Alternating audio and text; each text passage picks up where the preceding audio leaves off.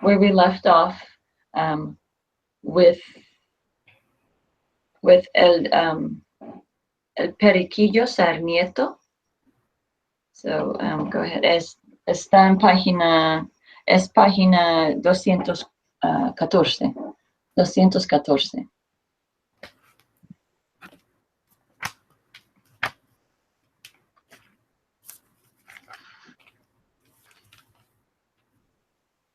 Remember, yesterday we talked about, in English we call it picaresque. I don't know exactly how we say it. I've only really ever said it in Spanish because it has to do with the Spanish literature, but the pícaro or the picaresque in English is that the anti-hero. Remember we talked about the anti-hero, and really it sounds like it should be the villain, but they're the protagonist. And what's the protagonist in a story?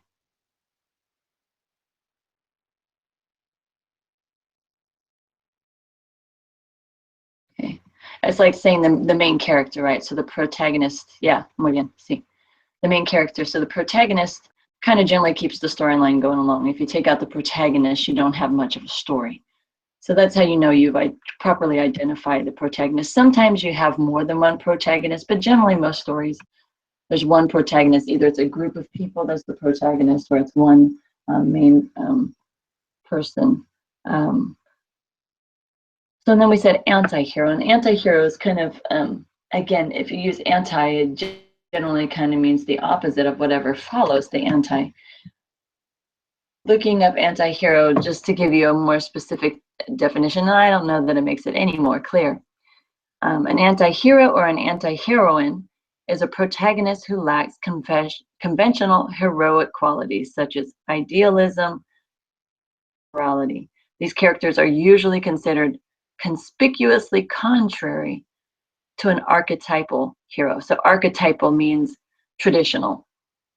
Archetypal hero would be Batman, and think of some that aren't comics. Zorro is a hero. I don't know. It's hard to. All I can think is like Batman and Superman and Spider-Man. Yeah, so those are your archetypal heroes. They're there. What do? They come in and they save the day. It's for the good of all people. They have courage. But I'm trying to think of some more like natural people that are maybe true to life characters. You see, the only thing that I can think of, because I have little brothers, is the main character of the Lego movie. Oh. He doesn't have any like really good qualities that are like hero-like. That's the only thing I can think of. For an anti-hero? For an anti-hero? Yeah. I can't think. So like, as I know, are what's like who?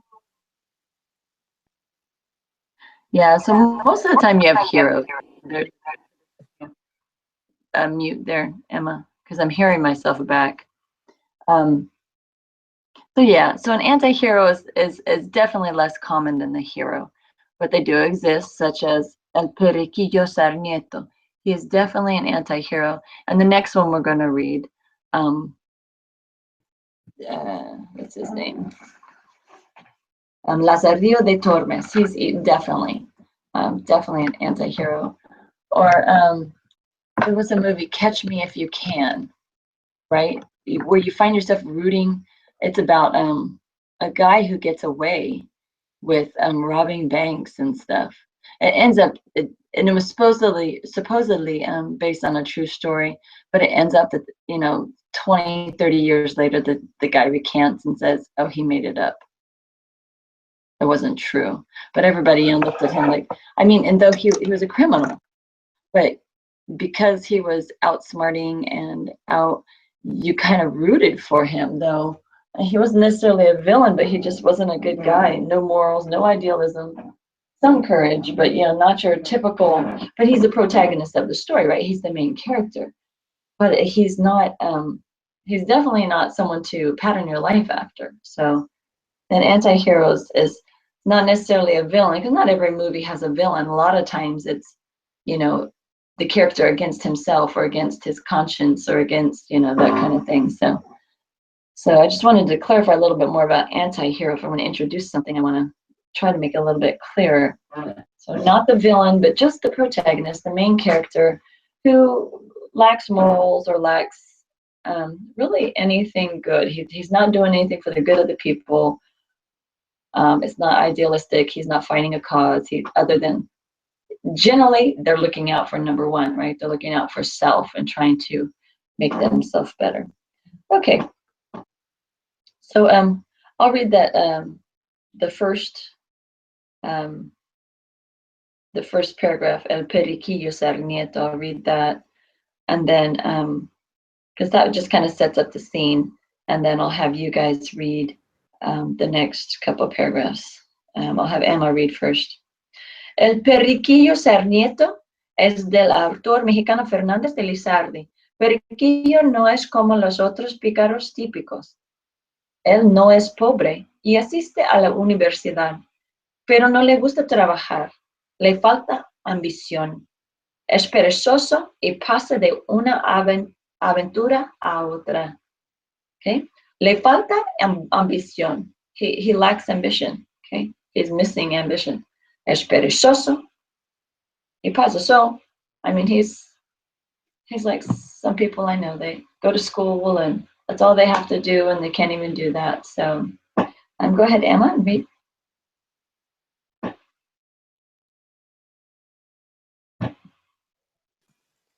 Okay.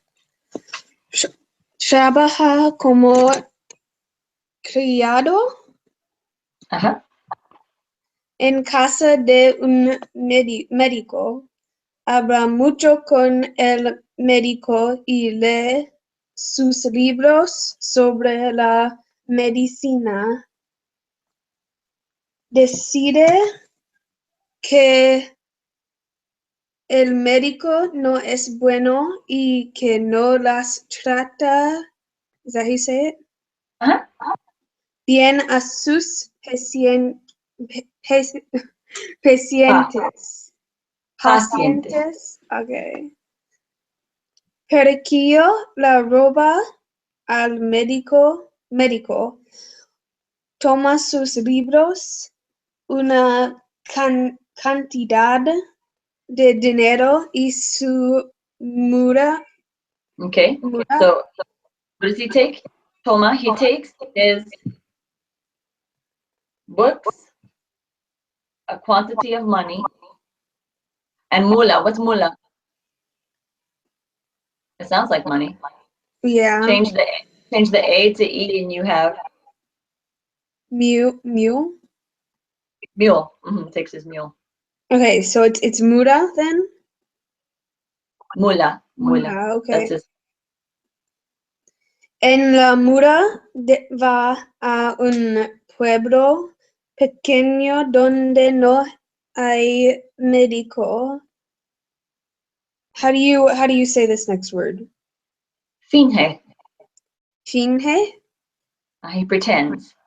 Okay. Finge ser médico y muy pronto tiene muchos pacientes. Creen? Is that right? Creen. Creen. Yeah, you always say creen. Que pequeño. Oh no. Periquillo es un médico auténtico. Auténticos. Authentic. Okay. So, what is Sarnieto doing here? He's pretending. He's playing what? He's pretending to be a doctor, right? Oh, yeah, he's pretending to be a doctor. That's really dangerous, actually. And why does he pretend to be a doctor? So he can make money. Yeah, but what did he not like? So he was the housekeeper, right? Criado en una casa de un médico. So he was a housekeeper in a doctor's house. And what caused him to want to become a doctor? Reading the medical books. Yeah, that's part of it, right? So, but he says, decide que el médico no es bueno y que no les trata bien a sus pacientes, and then he doesn't treat his patients well. We don't know if he actually does. I mean, that's es la opinión del periquillo, right? So he goes to where does he go to be a doctor?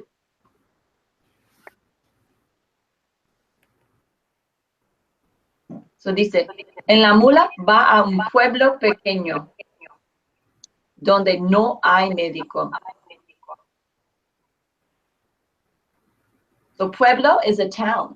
So he goes to some small town where there's not a doctor. I mean, did you hear in the last year, was it last year or the year before? There was this young man. He was probably, but he opened a practice and he pretended to be an obstetrician for I don't know how long, and he had all kinds of patients, and his patients loved him. But he had no education. He didn't even have a bachelor's degree, and he got caught. But that's, I mean, so it's not just like back in the day. This guy was in some town. There was lots, and I don't remember how he got caught or how they found him out. But this was just a year ago. Oh man. That would have been my first thing. Like, man, you're awfully young to be practicing. So obviously he had his own practice or something, because any hospital would have checked his credentials and whatever. So, but that happens even nowadays, which is amazing. Amazing. Okay, go ahead and read, Adi. Un día ve a un señor que está muy enfermo. Su familia está muy deprimida. Para aliviar el dolor de estómago que tiene el enfermo, Periquillo prepara una mezcla de cosas horribles. El enfermo bebe. ¿Y qué pasa? El señor abre los ojos, reconoce a su familia y les habla. La familia está muy alegre y todos le dan las gracias a su médico. Okay, so look at the little carrots right there. I think that's what we call them in English. What do we?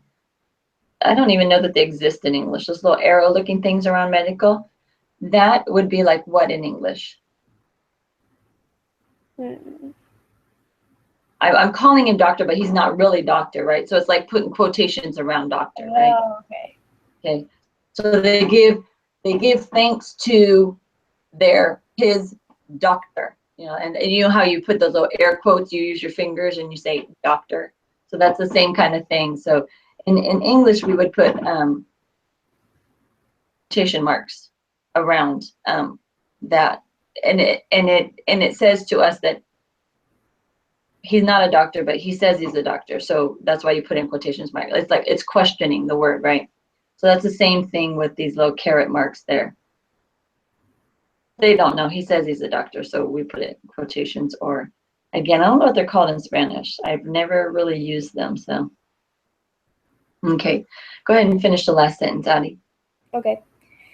Periquillo tiene otras aventuras, pero poco a poco él cambia su mala conducta y vive como una persona responsable. Responsable, muy bien, responsable. So he's es muy aventuroso, ¿sí? So obviously, like you said, Adi, he did this for money. That was his main thing. You know, he was very poor. Well, he wasn't necessarily poor because it says he wasn't poor. He went to the university. He chose this life. It's like some homeless people. They don't want to work. They don't want to do what the norm is. They want to be outside of the norm. They want to do something different. It's like I was listening to the radio newscast, and talking about, there's a lot of people in Sacramento that live under the bridges, and they have their little camps, and they like it. That's down by the river, under the little bridges over the rivers. And the water's so high, it's run them out of their camps. There's not enough space for them to camp. They've lost their area because the river's so wide and swollen right now. And so the city was talking about how, I think this was actually Sacramento City, was talking about how, yeah, it needs to open more shelters, more homeless housing, that kind of thing. And the guy says, no, I've lived outside. I've lived outside for 10 years. I've been doing this for 10 years. He says, I don't want to go live in a house, and where you would think someone who has been living outside for so long would want to go, live in a normal house, and here he's being offered an apartment. And he's like, no, I can't live like that. I'm used to living outside. So he's kind of bucking the norms there where, people who have been recently displaced, they're like, oh, yes, please give me an apartment. I don't want to live outside. He's choosing to live outside the norm. He likes it. He's accustomed to it. That's his way of life. So this guy, he's like, I don't want it. He's kicking against the pricks, right? He doesn't want to do what's normal. So that second paragraph there, there's someone very sick, right? Ve a un señor que está muy enfermo. He sees a man that is an older man, a gentleman, that's what it should be, señor, que está muy enfermo. Su familia está muy deprimida, was deprimida. Depressed or deprived, right? They don't have money, but also they're very sad. Okay, they're very, very sad. Deprimida. Para aliviar el dolor de estómago el enfermo, Periquilla prepara una mezcla de cosas horribles. Okay, so what does he do to help this man? Prepara una mezcla de cosas. He prepares a mixture of terrible things. I mean, this guy doesn't know what he's doing, right? So obviously he's got some kind of herbs or something that that he is making this mixture up with, and he gives it to him, and what happens? It miraculously heals him. Yeah, he opens his eyes and recognizes his family. And everyone's happy, and everyone's having happily ever after. So now he's turning a corner. Okay, so he's doing good things for people, not just necessarily. I mean, obviously, it was an accident, right? It was an accidental good thing. Mm-hmm. But nevertheless, it was a good thing. So then the last sentence is, Periquillo tiene otras aventuras, pero poco a poco, little by little, él cambia. He changes. Su mala conducta, his bad behavior or bad conduct, y vive como una persona responsable. Okay, so now he turns into the real hero, right? He changes his bad conduct and he lives like a responsible person. Okay, always a good ending. I've yet to see very few stories that don't have a good ending, other than maybe some like terrible horror movies or something. There's always something good to come out at the end. Okay, let's look at so I just want to give you a little bit more information about this. This piece of literature is considered to be the first Latin American novel.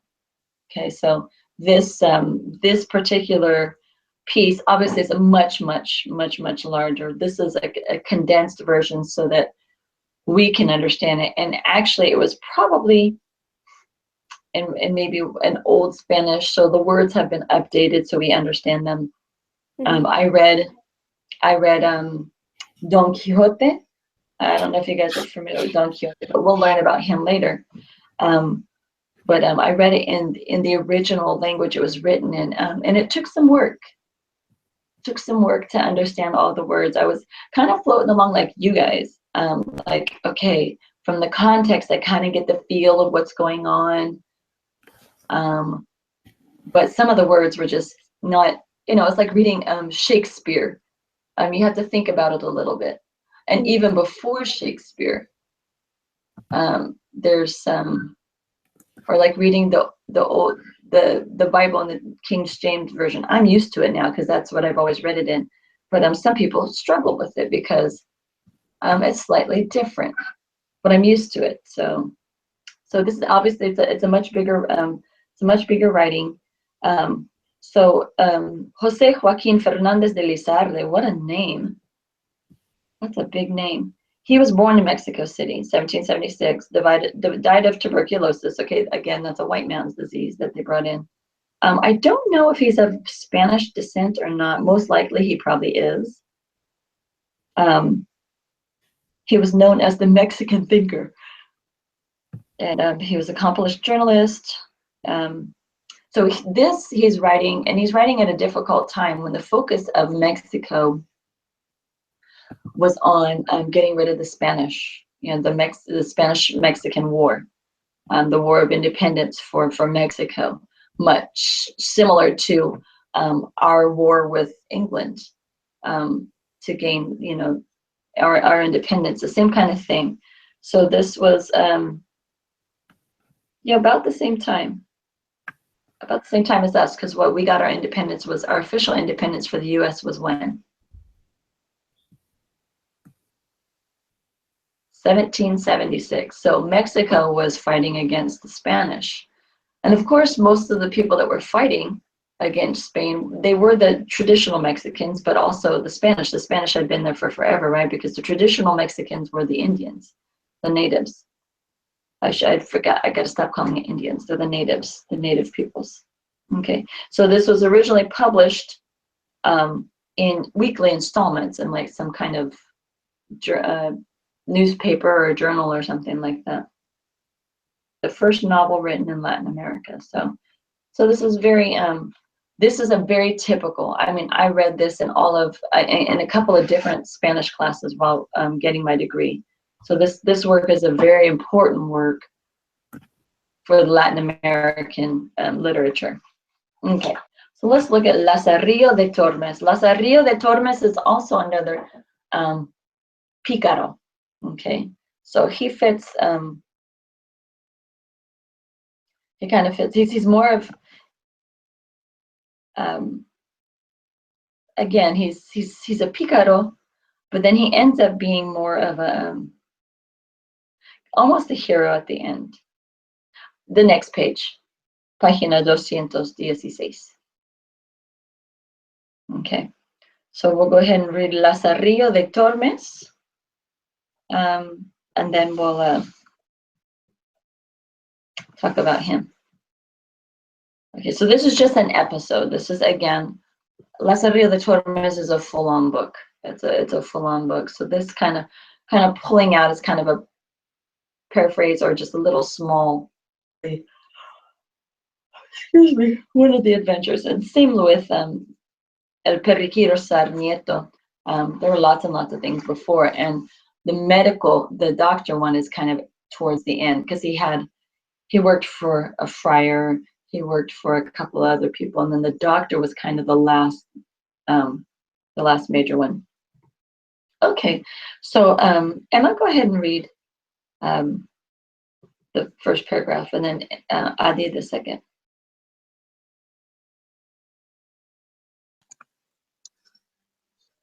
La primera novela, is that right? Uh-huh. Picareza, Lazarillo de Tormes, de un autor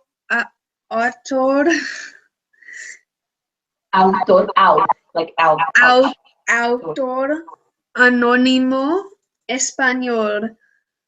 Lazarillo es un niño pobre de Salamanca.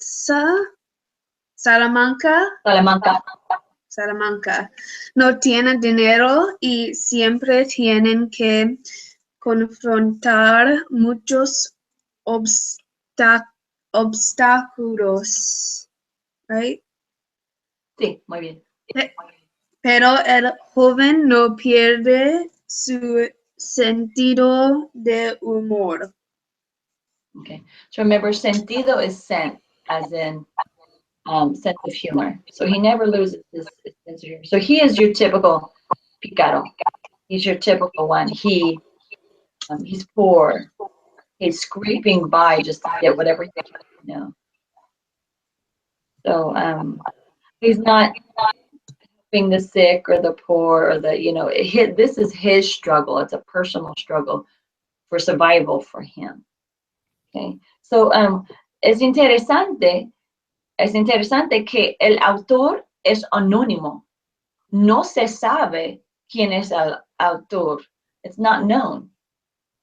No se sabe. It's not known who the author is. So this is the first. This is credited as the first Pícaro, the first picaresque novel, and it's anonymous. Okay. Go ahead, Adi. Next one. Okay. La madre de Lazarillo no tiene marido. Es viuda. Ella gana muy poco dinero. Un día llega al hotel donde trabaja un señor griego. La Ciego. pobre... What? Ciego. Ciego. La pobre madre está muy triste, pero como ella no tiene dinero, él da a su hija o hijo al señor.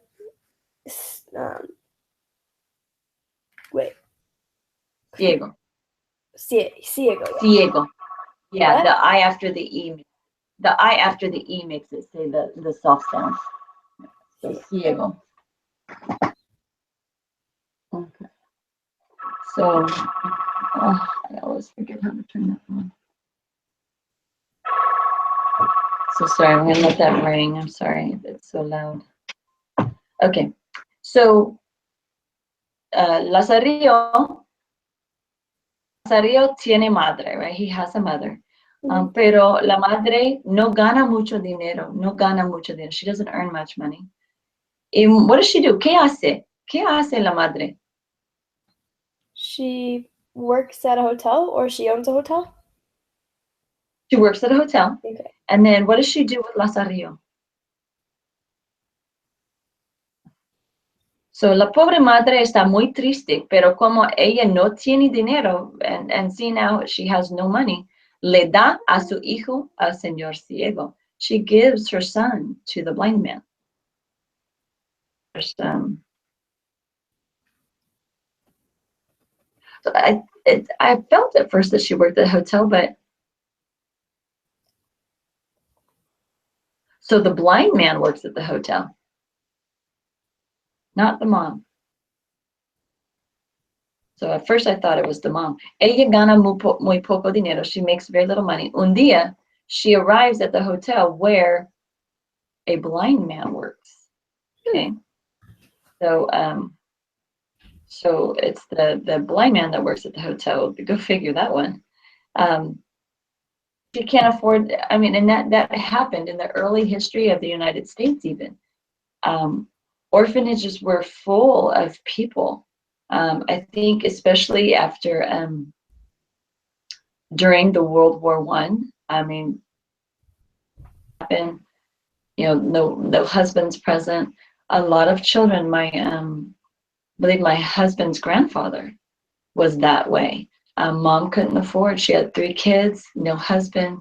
I don't know if he was taken in the war, he was at war or whatever, but he was born about in the time during or just before World War I, and he and his 2 sisters, I believe, 2 siblings, I think they were sisters, were given up to the orphanage because mom couldn't afford to feed them, mom couldn't afford to keep a roof over their heads. So I guess rather than live on the streets, they gave them up to the orphanages. Nowadays, orphanages really don't exist in the United States anymore. System that will take care of children who are abandoned, abused, those kind of things. You know, it's the foster system. They become wards of the state and stuff like that. But back then, that system wasn't in place. So that's kind of what this mama's doing here. She has no money. but she can't, and it says she doesn't have a husband. No tiene marido. She doesn't have a spouse. So she has to give him up. And how sad that is. Okay. I'll read for a bit. Un día, un señor le da al ciego un racimo de uvas. El ciego le habla a Lazarillo. So one day, someone gives the blind man a bunch of grapes. Un racimo de uvas. And then the blind man talks to kind of see where it's going. We have kind of a ne'er-do-well kid given to a blind man. I mean, it just looks like a recipe for disaster here. Okay, so he says, Lazarillo, yo voy a comer una uva. Cada vez que yo como una, tú puedes comer una también. ¿Me prometes comer solamente una? Sí, señor. Okay, so what does he tell him about these grapes? Yo voy a comer una uva. I'm going to eat a grape. Cada vez, each time, each is cada and vez is time. Each time that I eat one, you can eat one too, or you can eat one also. Me prometes, do you promise me to eat only one? And what does he say? Sí, señor, sure. Okay, so go ahead and read Emma. And until it says comes tres. El ciego empieza a comer y ¿cuántas uvas come? ¿Una? No, come dos. Luego el ciego le da el racimo a Lazarillo y Lazarillo empieza a comer. ¿Cuántas uvas come? ¿Una? ¿Dos? No, Lazarillo come tres. Okay, go ahead and continúa, Adi. Okay. Lazarillo, tú no comes solamente una uva, comes tres. No, señor. Lazarillo, tú ves que yo como dos uvas y no me dices nada. Dice, Dices, y no me dices nada. por eso, estoy seguro que tú comes tres y rompes nuestra promesa. Sí, señor, pero ¿quién rompe nuestra promesa primero? Yo no, usted sí. Okay, so he's calling him out, right? The old man's calling him out. He's obviously blind, but he's listening. You can hear, grapes are pretty noisy. Mm-hmm. So he's trying to trip him up. He says, Lazarillo, tú ves que yo como dos uvas y no me dices nada. You see that I eat two, and you didn't tell me anything. Because remember, what was the agreement? He was going to eat one, then Lazarillo could eat one, and it was going to go like that. Okay, he never said if I eat two, you can have two. So Lazarillo took advantage of him, right? He saw that he ate two, so he comía tres. He ate three. And so he says, but I'm sheep three, and that you break our promise. And what's Lazarillo's response?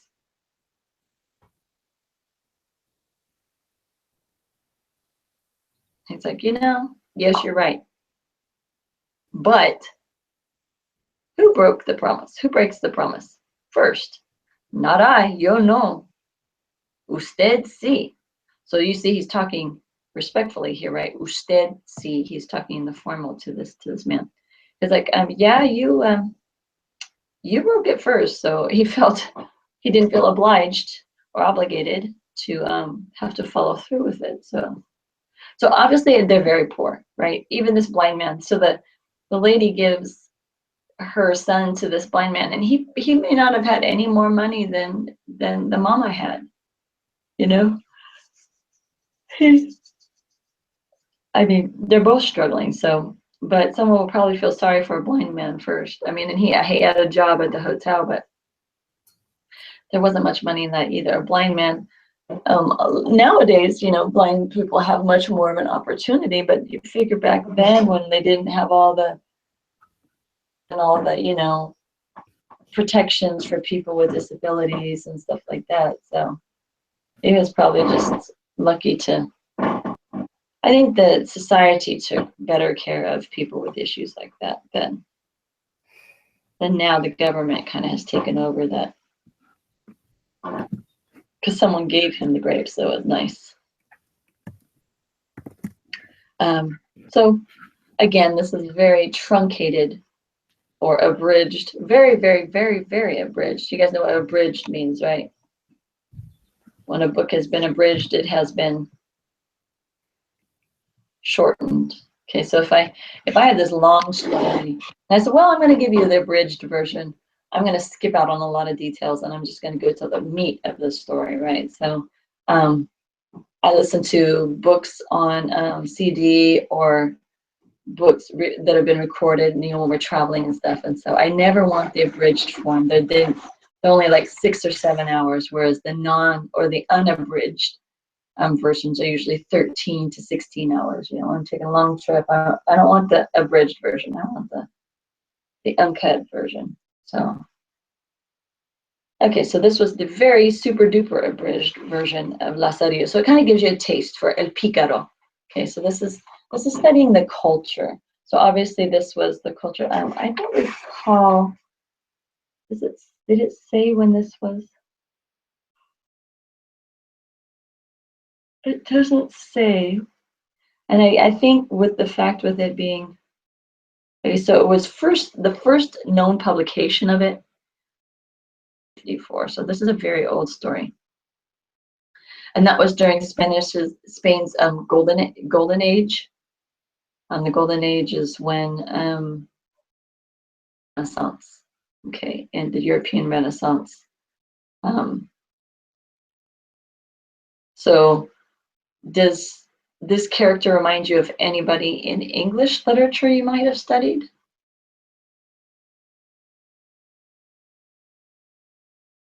I mean, his actions and stuff, maybe like Robin Hood. Just some of his, you know, his personality, maybe like, yeah, it was you, not me, that kind of thing. So maybe, but I can't think of anybody in English literature that would fit this. Take pictures here. So this is, and in Spain they have lots of plazas, and they're big meeting areas. And it's a huge square, but it's surrounded by large buildings. And it's always paved with like paving stones, cobblestone or something. It's always, and so anytime there's any kind of festival or gathering, huge public things, they're always in these squares. In a lot of Europe, most of old Europe, because Europe, trying to think, is there anywhere, there's not anywhere visited, but I'm sure maybe in New England you have some of these kind of big areas. But like Times Square is not so much. Well, Times Square in New York would be similar in the fact that it's surrounded by a bunch of buildings and there's a big, large open area, but it's modern buildings and it's filled with TV screens and electronic billboards and everything. So it doesn't give you the same feeling as this does. But you walk into them, you just feel history all over. Mexico and South America might have it because they have more of that Spanish influence. I don't know that England has these kinds of squares. I'm trying to think. I don't recall any. I mean, I wasn't there too much. I was in London, but they're beautiful. They usually have some kind of fountain in the inside of them. But this is a very, very old one. This dates back to 1500s. And the buildings are just incredible. They're probably old and cold and very dreary inside, but it's just a beautiful feeling because you're outside, but you're still surrounded by beautiful architecture. And then on 217, you have statue of Lazarillo and El Ciego. Okay, and that's in Salamanca too. So since this was first published in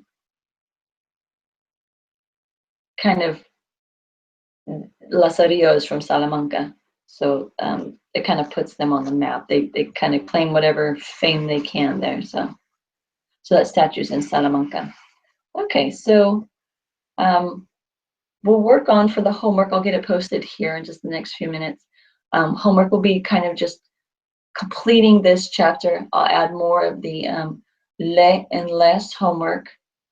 And then next week we'll start with chapter 6. So we're just going to finish this off, get a good solid foundation, solid firm grasp on this. So just to bring out a couple of things, le and les was in here a lot. So if you look at the reading,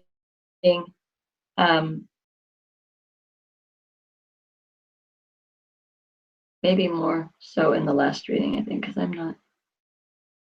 When she talks about she's given it to, okay. So no tiene dinero, the last sentence of the second paragraph. La pobre madre está muy triste, pero como ella no tiene dinero, okay, le da a su hijo. Okay, she gives to him her son. And then remember, when we have le, we always kind of have the double redundancy. Al señor ciego. Okay, so she gives to him. She gives her son to him, to the blind man. So like I said, there's always the redundancy with le and les because it's not clear. And Spanish likes that redundancy. They like that doubleness with le and les. They like that double there. So that's why you'll always see it. It's more native to put it double than to just put le. Unless you're talking and we know who we're talking about. So other than that, a lot of the homework will be focused on le and les since we didn't do much of it last week. So I will get that posted here in the next 10 minutes. And we will see hasta martes, ¿sí? Hasta martes. Adiós. Adiós.